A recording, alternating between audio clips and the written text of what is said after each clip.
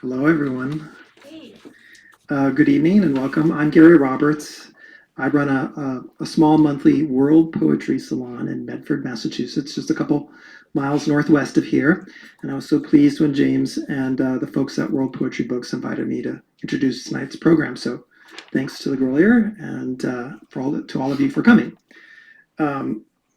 We're here to hear two poets, Marie de Quatrebarbes and Ricardo Domeneck, each appearing with their translators, Aiden Farrell and Chris Daniels, and reading from bilingual editions published by the Great World Poetry Books.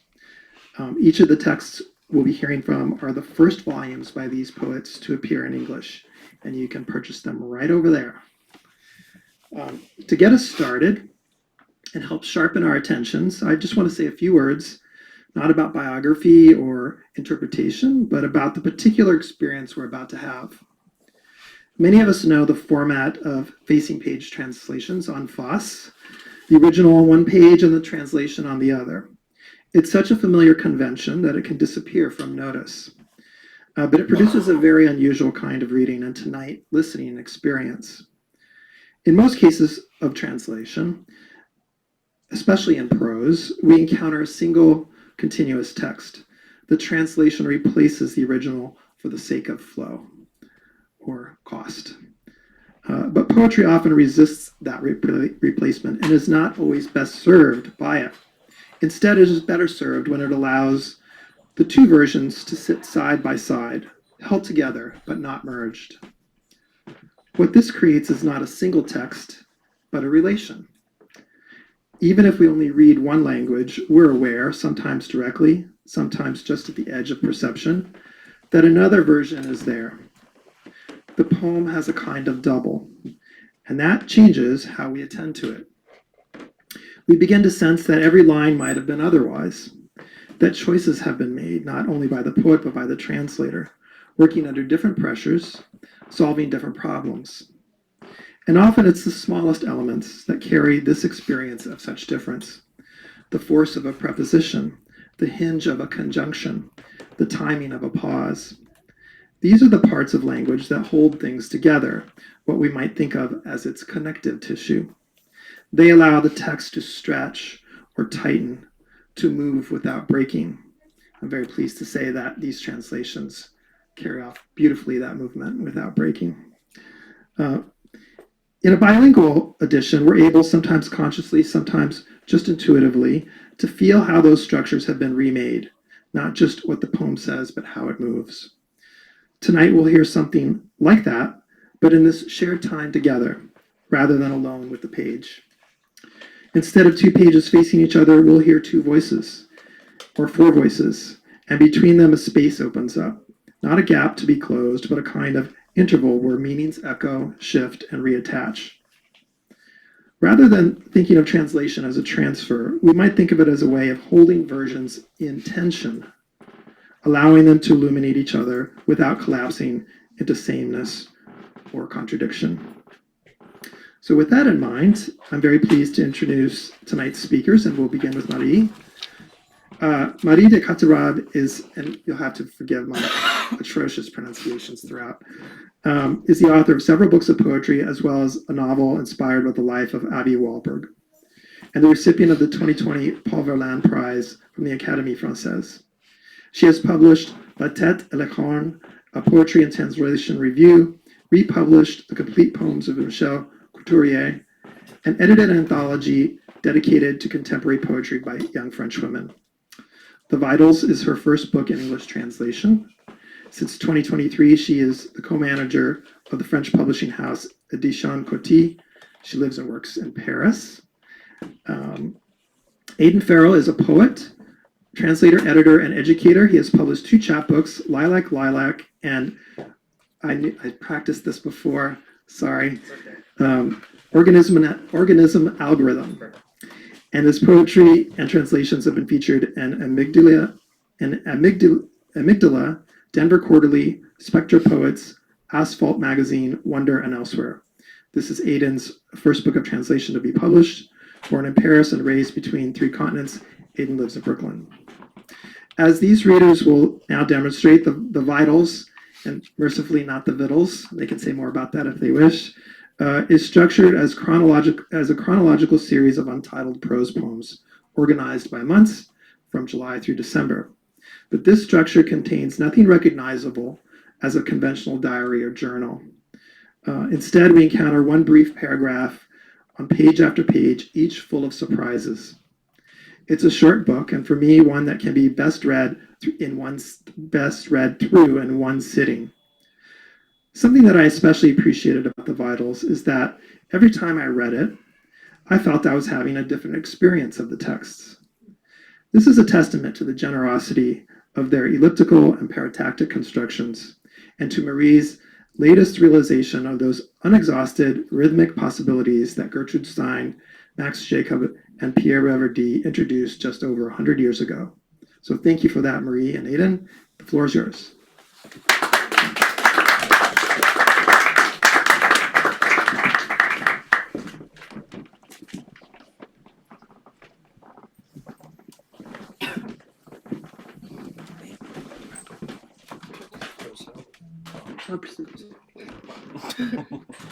Thank you so much, Gary, and thank you, James, and the Grolier bookshop, and to everyone here in the room.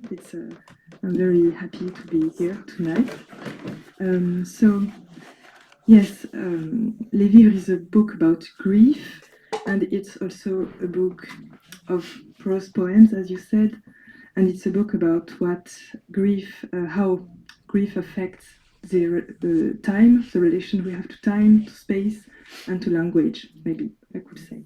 So we will read tonight two sections of the book, not in chronological order. So first will be December and then August.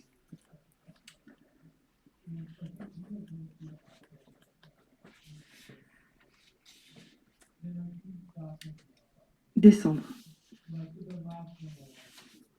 Premier. Je me tiens sur les retenues d'une quantité d'eau assez faible. Je ne voudrais l'avoir versée pour rien au monde. Ma voix ne me parvient pas comme une idée fiable.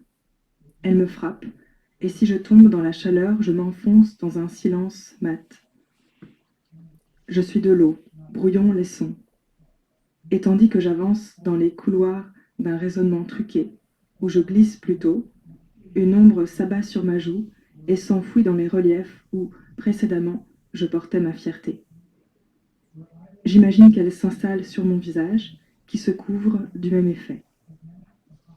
Quelque chose s'active en moi qui sommeillait. Je ferme les yeux, je marche, et mes yeux ne sont jamais fermés. December. First, I stand on the restraints of rather small quantities of water. I wouldn't like to have poured it out for anything in the world. My voice does not come to me like a reliable idea. It hits me, and if I fall in the heat, I sink into a matte silence. I am water warping sounds.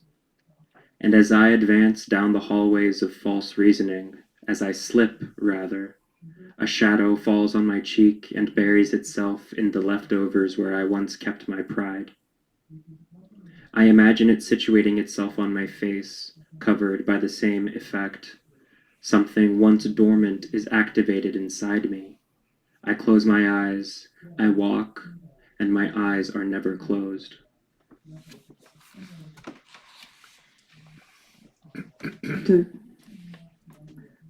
Dehors, il y a un espace qui n'est pas habité, mais je le veille.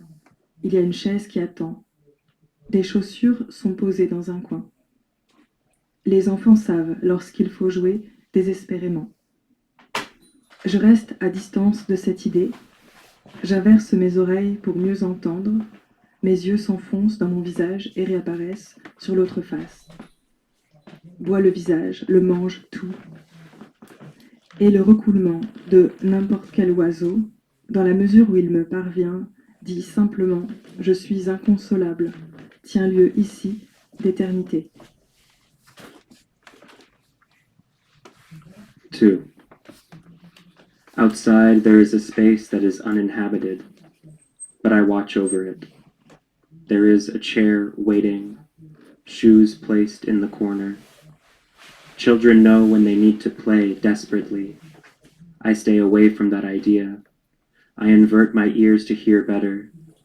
My eyes sink into my face and resurface on the other face. Drink the face, eat it whole. And the cooing of any bird in how it comes to me says simply I am inconsolable, here serves as eternity.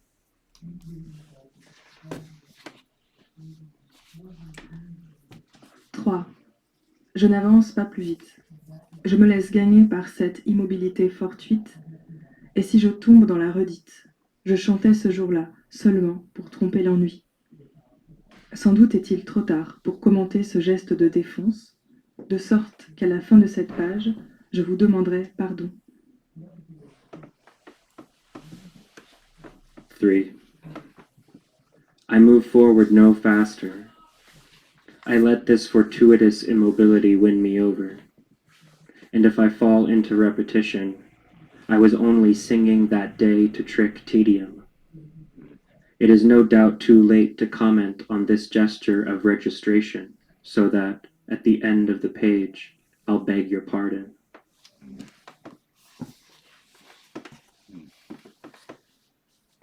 Quatre. J'étais cette jeune fille normale, corps émacié, visage bleui. J'inventais un bateau dont la cale s'étirait sur le port. De la nature autour de moi, j'aurais pu dire mon désarroi était grand. Ce que je perçois à l'arrivée n'est pas morose. J'étais, dit-elle, déconstruite, la silhouette et le corps s'excluant. J'avais un t-shirt qui pleurait simplement.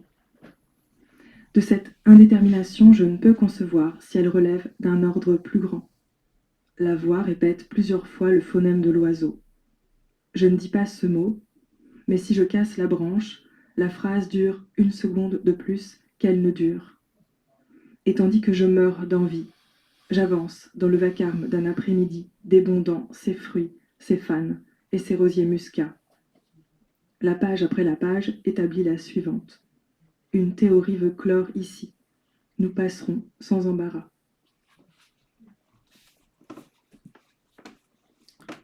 4. I was that normal girl. Gaunt body, blue face. I made up a ship whose cargo hold spread into the harbor. Of the nature surrounding me, I could have said my disarray was great. What I perceive on arrival is not morose. I was, she said, deconstructed, the silhouette and the body each refusing the other. I had a t-shirt that would only cry. I cannot conceive whether this indeterminacy comes from a higher order. The voice repeats the bird's phoneme several times. I do not say that word, but if I break the branch, then the sentence lasts 1 second longer than it lasts. And although I'm dying to, I move through the racket of an afternoon overflowing with fruit, dead leaves, and muscat rose bushes. The page after the page sets up the next. Here, a theory wants to enclose. We'll pass through without embarrassment.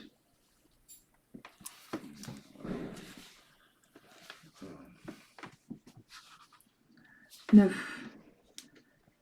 Nous sommes tenus par une promesse, une norme de motifs, logique en apparence, visible à l'agencement des couleurs et à l'imbrication des formes dans le mur. Un jour, le récipient déborde et le chien hurle. On ouvre la porte et dehors, les bobines trompent la pellicule. Du reste, tout n'est pas dit. L'aboiement du chien prolonge un sentiment de vide. Se peut-il qu'un regard, dépourvu de vitesse, reste ainsi tendu dans sa pratique? L'instant suivant, quelque chose a changé. Les blancs sont plus blancs, la chemise a des bleus, des gris, des violets. Le plan du visage compose un lieu indéchiffrable. On dirait que quelque chose s'est produit ou développe ses effets diffractés. 9. We are bound by a promise, a standard pattern. logical in appearance, visible in an arrangement of colors and interwoven figures on the wall. One day the vessel brims over and the dog howls. We open the door and the facial expressions outside fool the roll of film. Of the rest, all is not said. The dog's howl prolongs a sense of emptiness. Can it be that a gaze deprived of speed keeps its tension in practice? The next moment, something has changed. The whites are whiter. The shirt has two blues, grays, violets. The flat plane of a face composes an indecipherable location. One could say that something has come to pass or develops its diffracted effects.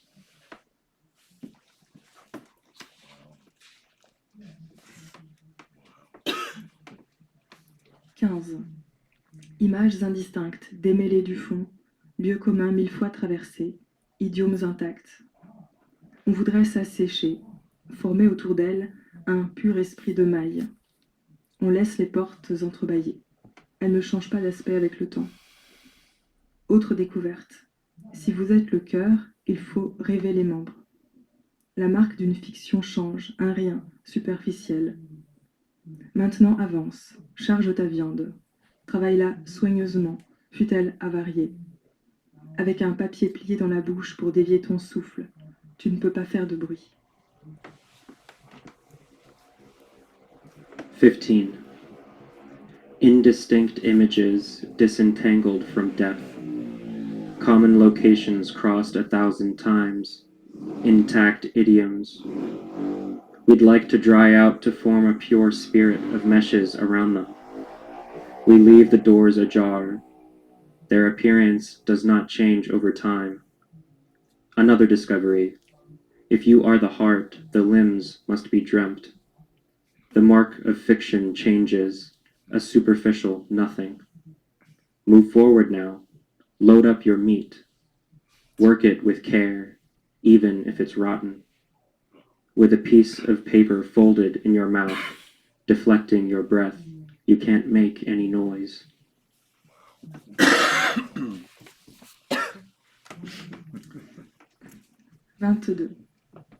La posture est nouvelle pour moi, excellente. Soudain, je me sens vivre en nombre illimité. À celle qui se sentirait autrement dépourvue, approche, tente ta chance. Regarde le cœur qui te regarde. Il est cette petite blessure qu'on écrase avec le pied. Attachement. Seul le métier remue. 22. The position is new for me. Excellent. Suddenly I feel alive in unlimited number. To those who feel otherwise deprived, come, try your luck. Look at the heart looking at you. It is a little wound we flatten with a foot. Attachment, only craft moves.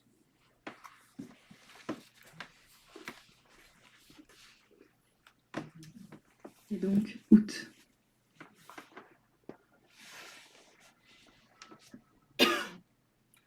Premier. Les bruits éclatent jusqu'aux parois. Mon cœur se jette à ma tête d'une force contagieuse. Puis le petit globe osseux qui contient mes pensées et des éclats de verre s'ouvre, c'est ainsi. Quelqu'un traverse la pièce et tu as l'impression d'être toi-même ce petit globe. Ce n'est pas vrai qu'il parle les murs, des bruits, des gestes et du tissu posé là, inexplicablement. À l'entendre, c'est toi qui te déchires. Comment expliquer qu'il te paraisse d'une telle innocence? August. First. Noises burst at the walls. My heart rushes to my head with a contagious force. Then the little globe of bone that contains my thoughts and shattered glass opens. And that's that. Someone crosses the room, and you get the impression that the little globe is you. It isn't true that they speak, the walls, noises, gestures, and tissue left here without explanation. To hear it, it's you ripping yourself up. How to explain that to you it seems so innocent?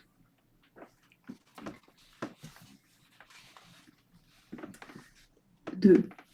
Nous avons vu les rats, et maintenant nous nous tutoyons. La tête et la barbe ont l'air rouges sur fond d'air. Quelqu'un se lève et c'est ça déjà, les poings sur la table. Sténographie du poème jeté vite, avec tendresse. Gros plan sur le visage lorsqu'il chante. Saccade dans une forêt de formes. Ici on invente une bâche pour recouvrir la peur de voir réapparaître le point en rapprochement progressif. Je ne fais que répéter. Les parapluies dont l'ombre jette sur le pont la masse des gens et le filet noir. C'est dans ce monde que je vis. 2. We saw the rats, and now we're on a first-name basis. Both the head and beard have an air of red on a background of air. Someone gets up, fists on the table, and that's that in itself. The poem in shorthand jotted quickly, with tenderness. Close-up of face when singing. Spasms in a forest of forms. Here we invent a tarpaulin to cover over. The fear to see reappear. The fist in progressive approach. I'm only repeating. The umbrellas whose shadows falls on the mass of people on the bridge and the black net. I live in this world.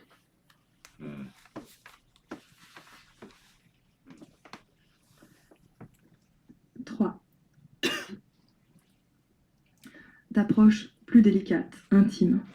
Nous nous tutoyons, mais qui sommes-nous? Peut-on voir plus précisément le visage penché sur l'objectif? Et lorsqu'il débarque les vivres, on compte les images, comment elles nous apparurent, dans leur brièveté, plus que jamais tenues dans une correspondance étroite. Je ne vais rien changer de toi, elle dit, le sablier est la chose la plus triste qu'il m'ait été donné de voir. Tout le monde dit, le sablier est la chose la plus triste. Je ne fais que répéter cet instant précis.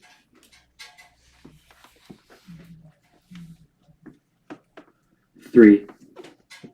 We're on a first-name basis, coming from a more delicate, intimate place, but who are we? Are we able to see the face hanging from the objective more precisely? And when they unload the vitals, we count the images, the way they appear to us in their brevity, more than ever held in close correspondence. I won't change anything about you. She says an hourglass was the saddest thing he had given me to see. Everyone says hourglasses are the saddest things. I'm only repeating this precise instant.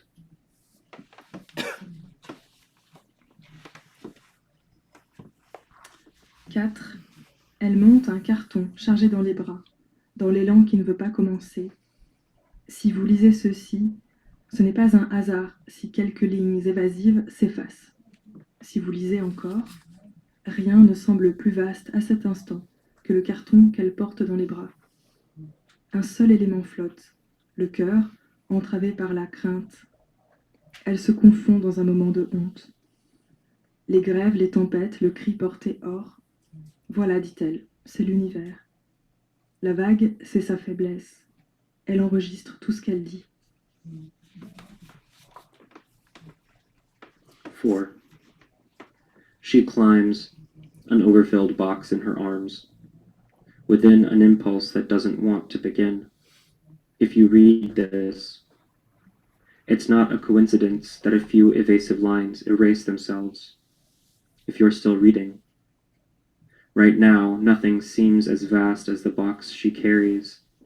One single element floats. The heart fettered by doubt. She's confounded in a moment of shame. Shores, storms, the scream carried out. Voila, she says, the universe. The wave, it's her weakness. She documents everything she says.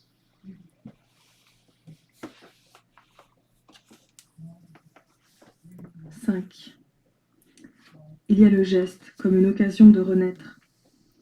Au milieu du tumulte et des brumes, les corps amoncelés. On a vu des mains où il y avait du sang. On était des fumées dans la nuit.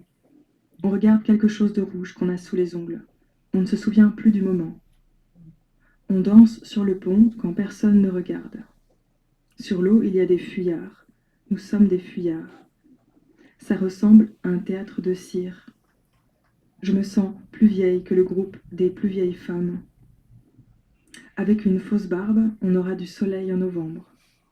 Pour éclairer le ciel, il faut couper l'électricité de la ville. Ça ne se fera pas du jour au lendemain. La main frappe le rebord de ce que je ne dis pas. Je me répète, seulement par souci d'exactitude. 5.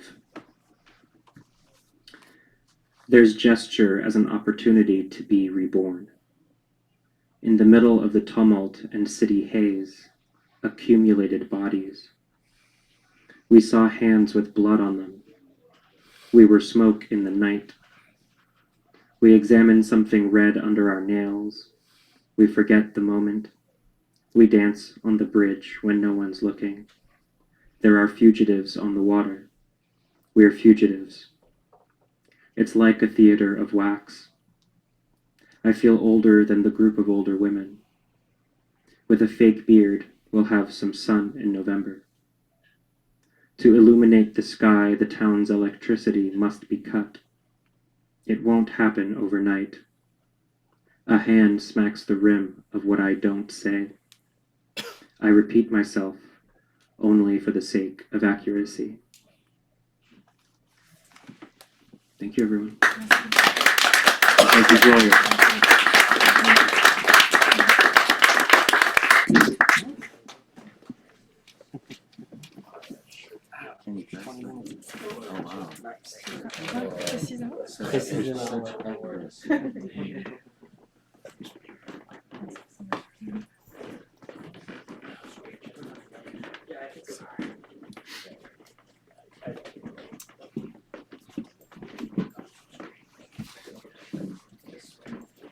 Let's hear it again for this wonderful reading of the poem.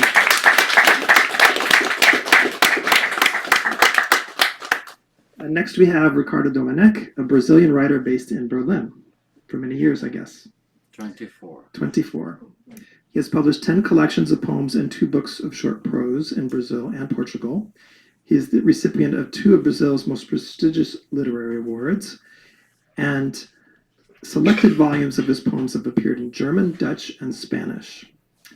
Working with sound and performance, he has presented work in several museums and galleries.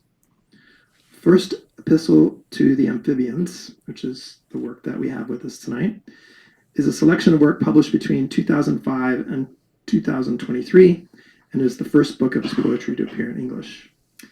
Chris Daniels is a Farrell translator, love that word, of global Lusophone poetry. He has published book-length translations of poetry by Pessoa and some others that I won't butcher tonight.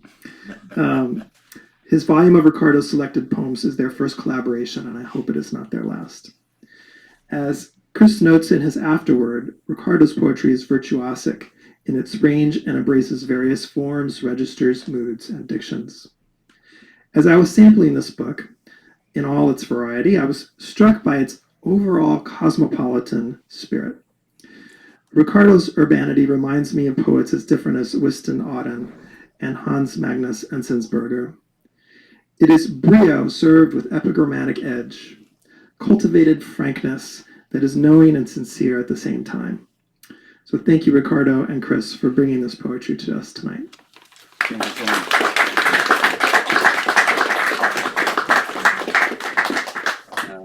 Let me try to adjust this video for a second. I'm going to put Robert Lowe to use. Where was he? I had just seen him. Here he is. And because I need that book. Chris.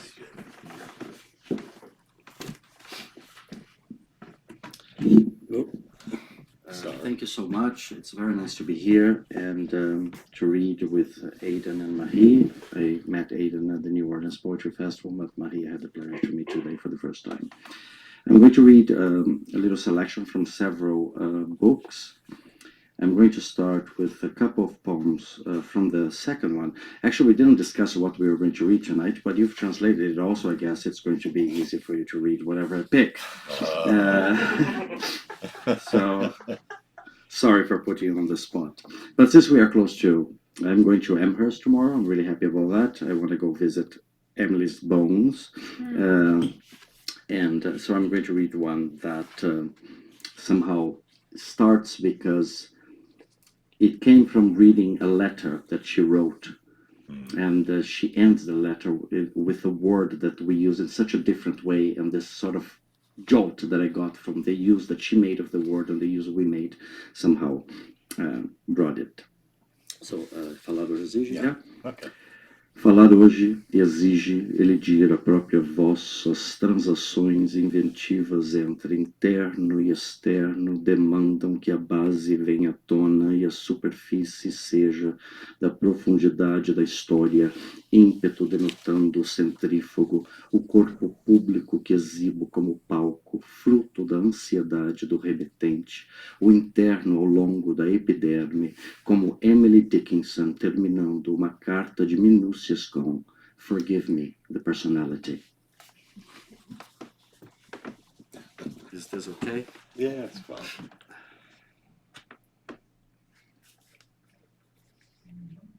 Speaking today requires elision of one's own voice, inventive transactions between internal and external demand.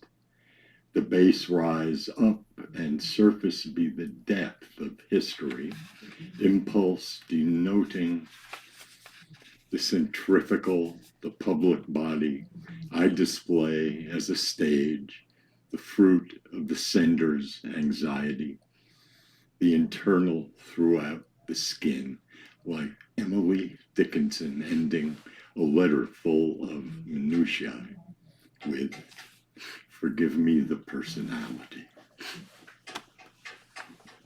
I'm going to jump to very different poems that I wrote when my boyfriend dumped me.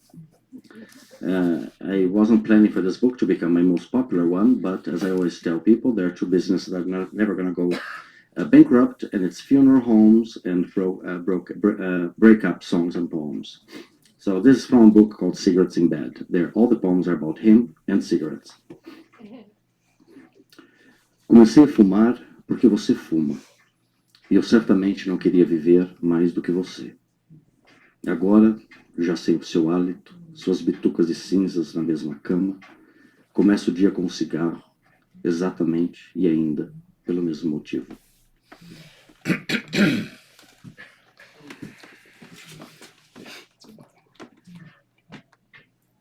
Three, I started smoking because you smoke.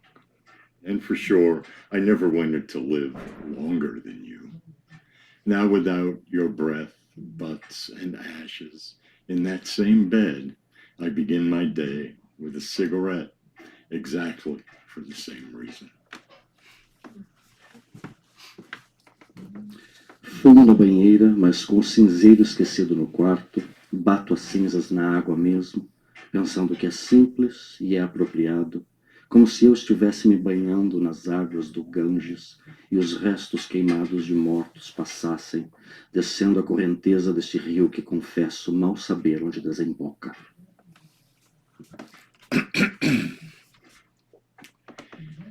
I smoke in the tub, but with the ashtray forgotten in the bedroom.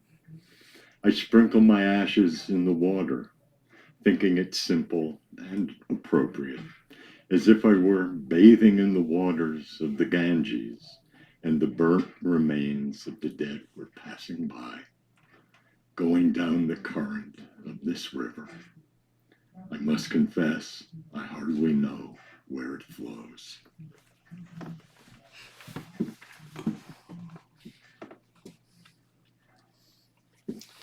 This is the last one from the series. It's a book with 28 little poems.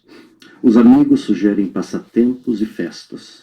Acquaintance com anatomias inéditas, corpos novos. Como? Quem se compara aos seus côncavos e convexos? Por ora, moço, você ainda defeca ouro.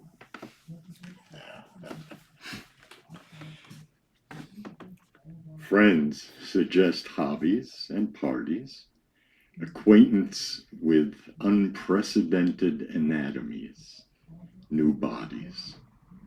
Huh? Nothing compares to your concaves and convexes.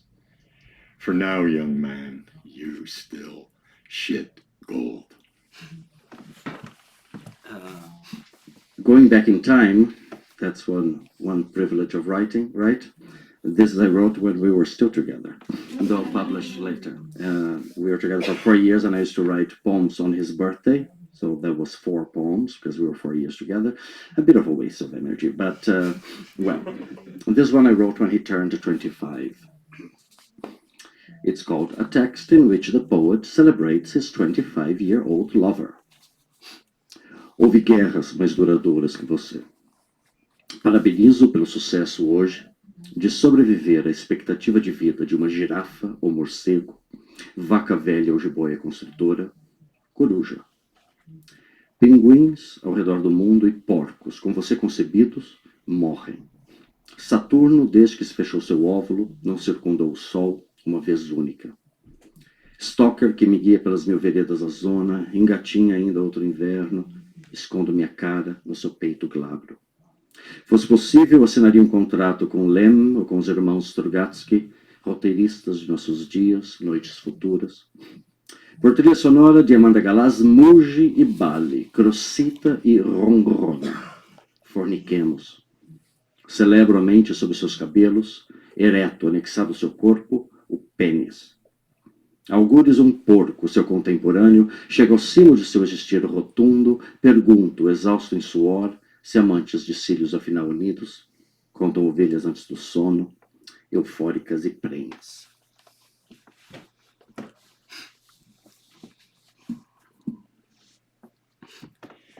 A text in which the poet celebrates his 25-year-old lover.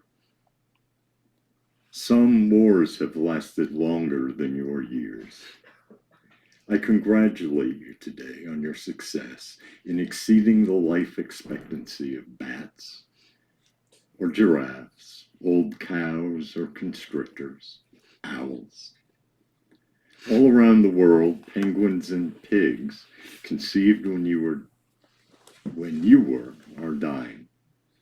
Saturn, since a sperm cell entered your egg, has circled the sun not even once.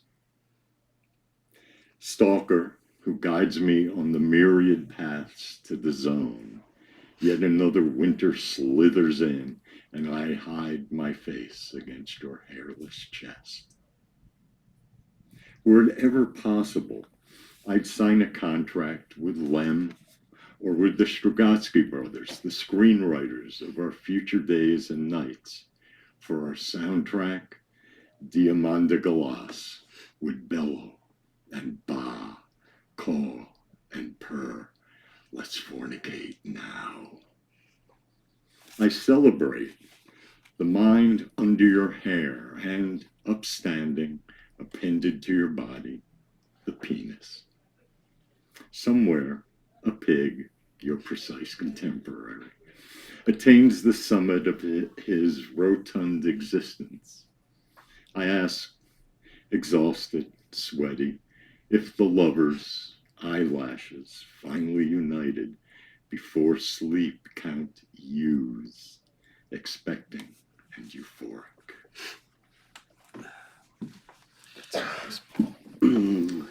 His penis was magnificent, I have to say. Okay, sorry for the more sophisticated members of the audience. I allow myself some vulgarity at times. Okay, this I wrote, it's called Long Live Pure Poetry. I was thinking a lot about there's an essay by an Italian critic called Alfonso Berardinelli, in which he talks about, it's interesting that you brought up cosmopolitanism, because he discusses the cosmopolitan and the provincials in modern poetry, and how those who were urban and so-called cosmopolitan and living in the big cities fared a bit better in terms of criticism to the ones who were seen as too local. And he gives an example as Antonio Machado in Spain, for example, Umberto Saba in Italy. I think we could even bring William Carlos Williams to a certain extent into this, who also was not so famous in the first half of the century compared to the cosmopolitans Eliot and Pound and so on and so forth. And I was thinking a lot about this, about how one of the things that they did to attain this universality was that they would leave a lot of details out. So it was always a bird. They would never mention the species. And it was always the tree. We didn't know if it was an oak or a linden or what it was. And I was thinking a lot about that, and I was moving towards a certain provincialism, let's put it this way. I was interested in this localism to a certain extent. But this poem, I'm just taking a jab at this famous ancestors. It's called Long Live Pure Poetry. Escuta aqui. Nós, poetas aguados, caminhamos hoje por entre plantas de nomes muito bem catalogados, mas os quais desconhecemos. E assim confundimos muito bem-me-queres e amores dos homens, chamamos de taraxa a calêndula e colhemos com frequência a amargosa por mal-me-quer. Eu, por mim, preferiria saber distinguir entre a hortelã e a cidreira, esta e a camomila, para salvar-me de ressacas que vindo de buracos e valas malsãs, onde meninos esguios, longilíneos feito em guias, seguram os limões nada luminosos de uma ex-caipirinha ou tequila. Eis aqui minha ação de graças, poetas laureados, queridos antepassados cosmopolitas do último século. Vossa pureza de linguagem salvou-nos desses incômodos detalhes. Chegamos, enfim, ao universal. E sabiá, buçardo ou melro, cantamos agora apenas o pássaro abstrato no galho de uma árvore que não sabemos nomear.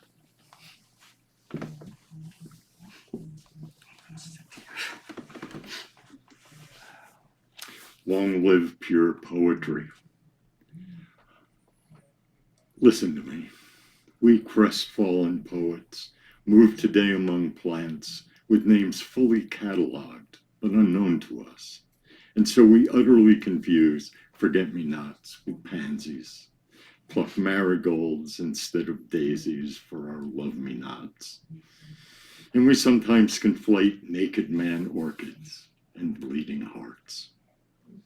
I, for one, would rather distinguish between mint, citronella, and chamomile to save me from hangovers out of holes and shabby ditches where long-limbed boys, slender as eels, hold no longer luminous limes of an ex-caipirinha or a margarita.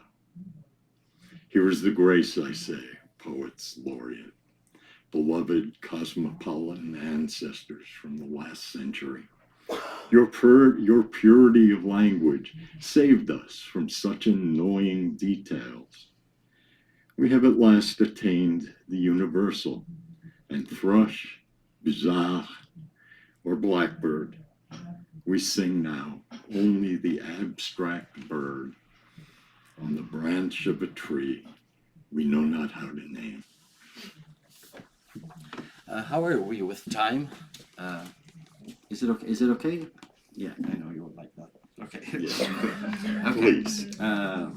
So this one comes from a book entirely dedicated to a guy I was obsessed with. Sorry, I read a lot about that. And at the time I was also doing research for a huge anthology that I organized for Brazil of the homoerotic tradition, beginning in Sappho and going all the way to the 20th century. And it was just unavoidable. I would find the Arab tradition and said, oh, I want to do one like that. And then you would go to the Greek traditions and, oh, I want to try to do one like that. And so I started emulating some of these forms my way. This is actually the last one. I changed his name so that his girlfriends wouldn't be upset. So in the book I call him Maxime. It's all my fault. Maxime, nosso que estás na terra. Here I mention something very specific about Brazilian culture.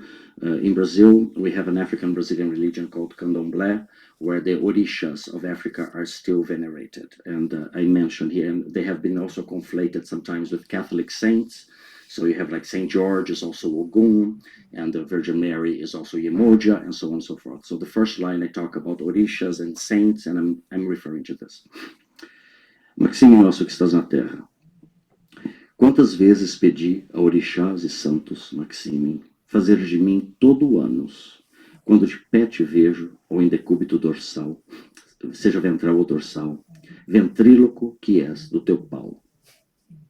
O teu corpo todo é só chão sob obelisco, do chuço madeira que apoia a ponta de lança, em 8 quinas tu me fazes cubo, quiser em teu tranquinho ralar a pança. Que o guindaste erga-se, eu flutuo, não sou eu só invólucro de um cu e boca. Entra, que jamais descanses, não espano porca do teu parafuso, Maxime, cruza enfim o arco do triunfo. When I first read these poems, I thought they were very funny, and some of them are very sweet. And for some reason, I thought that it would be fun to translate them into a kind of an archaic English in blank verse. And I showed some of them to Ricardo, and he liked them and said, yeah, that's great. So They are campier in English than they are in the original. I love that. Our Maximine, who art on earth, oft have I begged all saints and orishas, O Maximine, to make of me holy anus when watching you, afoot or decubital, ventral or dorsal, your cock's ventriloquist as you are. All your lovesome body is but plinth under obelisk, or shaft of wood in support of your spearhead. In all 8 corners you make of me a cube. How I'd love to grate my belly on your 6-pack. Raise high the derrick and let me float. Am I not mere expedient housing for bun and maw? Do enter. May you weary never. Nut for your bolt I shall not strip. O Maximine, thread at last the triumphal arch. Well. I mean, again, if you saw him, you would understand. Okay, do I have time for 2 more? Yeah? Okay, so I'm going to do one again in Portuguese and English, and then I'm going to close with one just with the English translation, okay? This one, do I read this one? Also, chores, we go with that? Sure. Okay. So this one is me already making this movement toward my region, being regionalist, localist, and really worried about this very specific culture because I come from the countryside of Brazil, inland, 500 kilometers away from the coast. All the images you have in your head about Brazil do not apply. I'm very far away from the beach and so on and so forth. So it's a very specific place with some very archaic elements of culture as well, both European, African, or indigenous. And there's a word here that Chris decided not to translate because it's a type of food. I have to explain this. My grandmother, she thought that when a woman gave birth, the last thing she should do was eat hospital food. It wasn't good for the women. So when a woman in the family became pregnant, she would go to the market, buy chicks, fatten them up for 9 months. We kids would get attached to the chickens, of course, but the day the baby was born, the chickens died. And of course, they had no qualms letting us watch her, like take them by the head, by the neck, and do it like this to kill them and so on. And then she would like roast corn flour on the side, cook the chicken, and then with the stew sauce of the chicken, she would throw into that roasted corn flour, and that is the pirão, which is going to be mentioned in the poem. And then she would serve that with rice, the pirão, and the chicken to the women. For 3 days, that's all they ate. It was, I've always loved that as a sort of, it was a family tradition that unfortunately began dying when my grandmother died. Ok, nobody wanted to spend 9 months with chickens in the house anymore. Os afazeres domésticos. É o nosso trabalho dizer agora que onde renascer o capim-cidreira, o boldo e a hortelã, para os rins, os fígados, os intestinos da família morta já pela metade, ainda que se espargira sal sobre a terra dos quintais tomados pelo agiota, e o dizer em ritmo propício a canção de ninar. E que as mãos da avó quebrarão o pescoço dos frangos caseiros para o pirão, que há de alimentar por dias as mulheres de resguardo, que ao dar à luz indenizaram família por velórios, mesmo que daquelas rugas restem só carpos e metacarpos brancos de cálcio do jazigo do clã. E que o vô morto voltará em sonho para ralhar até a bandeira nacional mudar de cor, com estes desnaturados que não se cansam de dar desgosto aos seus antepassados, que cruzaram o oceano, não só para desgraça, trocar de passaporte e vegetação ao fundo.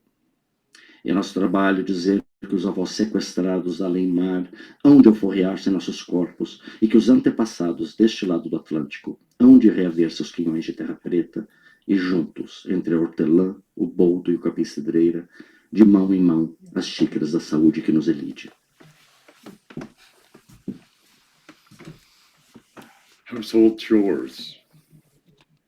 Now it is our work to say that there shall be a reburgeoning of lemongrass, boldo, and mint for the kidneys, livers, intestines of the family, now half dead, though salt be sown on the earth, of orchards repossessed by the lender, and say it in rhythms proper to the lullaby.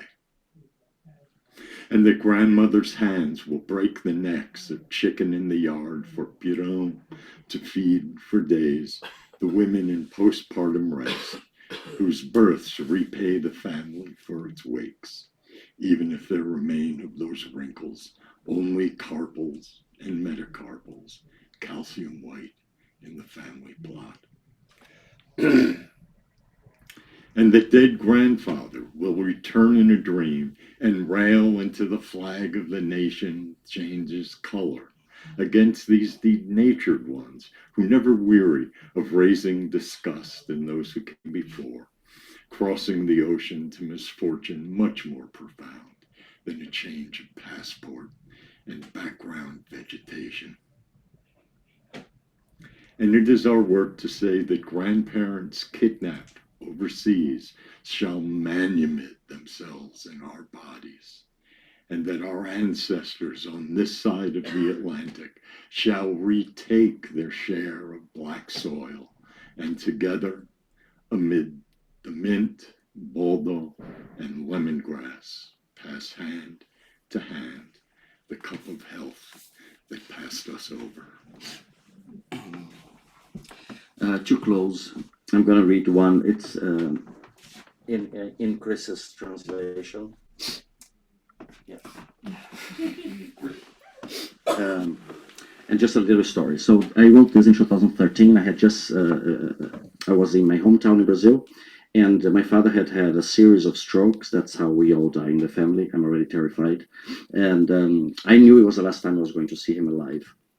And my mother had forbidden me to tell him that I was gay. My father was a very typical Brazilian macho.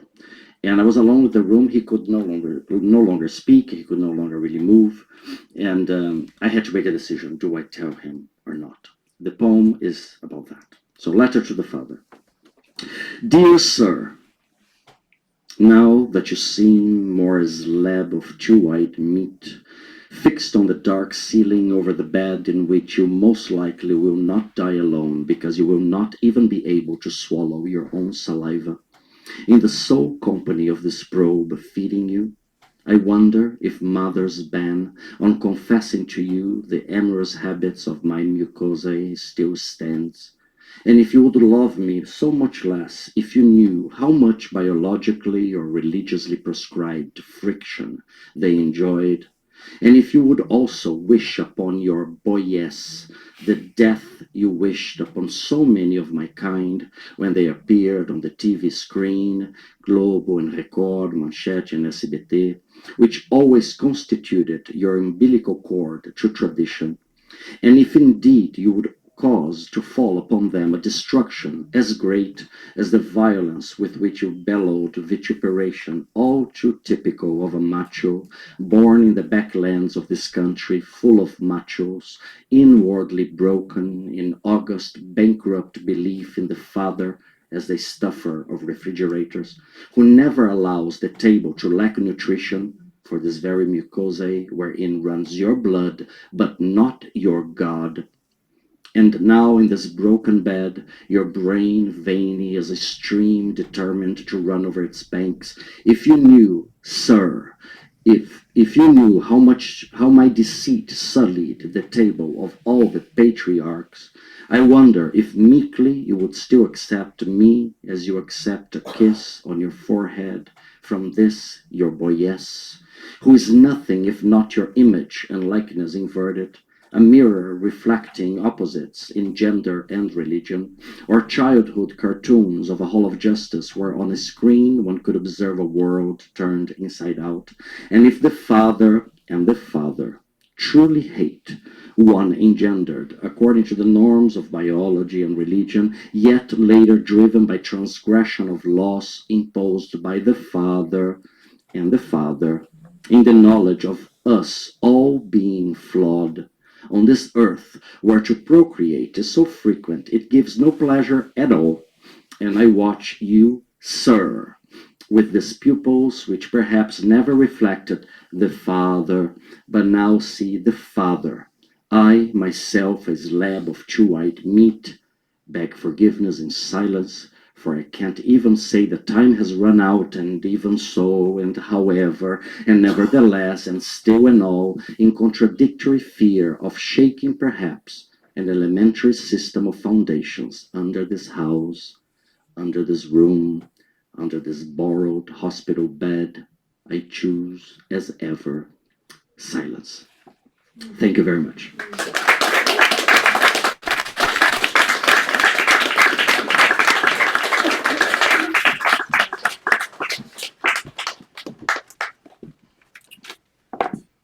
Thank you to the poets. Thank you to the translators. Let's give Marie, Aiden, Ricardo, and Chris another round of applause for a wonderful reading. Thank you so much.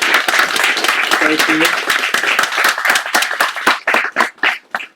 Thanks to Gary for the introductions. Let's give Gary a round of applause. Thank you very much.